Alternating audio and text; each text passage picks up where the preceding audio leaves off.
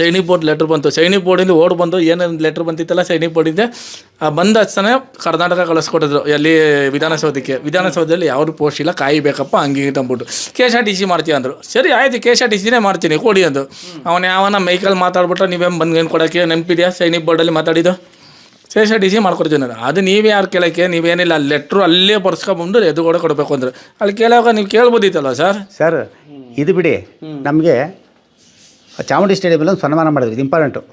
ಚಾಮುಂಡೇಶ್ವರಿ ಸ್ಟೇಡಿಯಮಲ್ಲಿ ಒಂದು ಫಂಕ್ಷನ್ ಮಾಡಿದರು.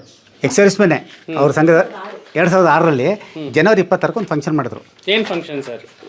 ಜನವರಿ 20ಕ್ಕೆ ಮಾಮೂಲಿ ನಮ್ಮ ರಿಪಬ್ಲಿಕ್ ಡೇಗೆ ಮಾಡಿಬಿಟ್ಟು ನಮ್ಮನ್ನು ಮಾಳಿಕೆ ಶಂಕರ್ ಅಂತೊಬ್ಬರು ತಹಸೀಲ್ದಾರ್ ಇದ್ದರು, ಮೈಸೂರಲ್ಲಿ ಪ್ರೆಸೆಂಟು. ಅವರು ಜೀಪ್ ಕೊಟ್ಬಿಟ್ಟು ನನ್ನನ್ನು ಇವರು ಕರ್ಕೊಂಡೋದ್ರು ಅಲ್ಲಿಗೆ. ನನ್ನ ಸ್ಟೇಜ್ ಕೂರಿಸ್ಲಿಲ್ಲ. ಈ ಥರ ಒಂದು 10 ಜನರು ಅವರೆಲ್ಲ ಇದ್ದಾರೆ, 10 ಜನರ ಸ್ಟೇಜ್ ಮೇಲೆ ಕೂರಿಸಿದ್ರು.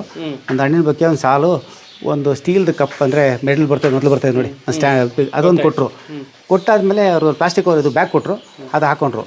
ನಾನು ಅರ್ಜೆಂಟಲ್ಲಿ ಎದ್ದು ಮಾಳಿಕೆ ಶಂಕರ್ ಜೀಪಲ್ಲಿ ಕಳಿಸ್ಕೊಟ್ರು, ಬಂದು ಇಲ್ಲಿಲ್ಲ. ಮತ್ತೆ ನಾನು ಬಿಟ್ಟು ಎಲ್ಲಿ ಮರ್ತೋದು ಅಂತ ಕೇಳಿದ್ರೆ, ನಿಮಗೆ ಎಲ್ಲರ ಮುಂದೆ ಕೊಟ್ಟಿದ್ದಷ್ಟೇ, ನಾನು ದುಡ್ಡು ಕೊಟ್ಟು ನೀವು ಕೊಡಬೇಕು ಅಂತಿಲ್ಲ ಅಂದರು.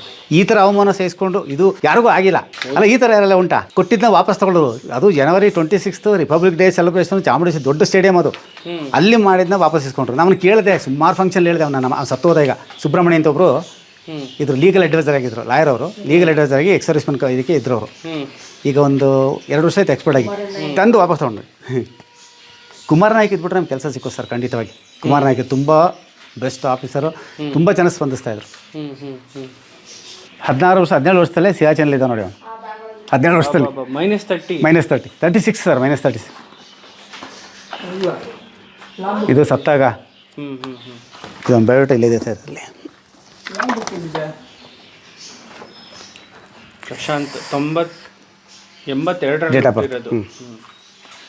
ಮದ್ರಾಸ್ ರೆಜಿಮೆಂಟ್. ಹೌದು ಸರ್, MRC ಸರ್. 5 ಗುಂಡು ಇಲ್ಲಿಂದ ಇಲ್ಲಿಗೆ ಹೊಡೆದಿ ಸರ್. ಇಂಥ ಶಾರ್ಪ್ ಶೂಟರ್ ಹೊಡೆದಿರೋನು ಮಾತ್ರ ತುಂಬ ಶಾರ್ಪ್ ಶೂಟರ್. ಇಲ್ಲಿಂದ ಇಷ್ಟೆಲ್ಲ 5 ಗುಂಡಿತ್ತು, ಕಣ್ಣೆಲ್ಲ ಈಚೆ ಬಂದ್ಬಿಟ್ಟು ಸರ್. ಬಡಿ ಕಣ್ಣು ಈಚೆ.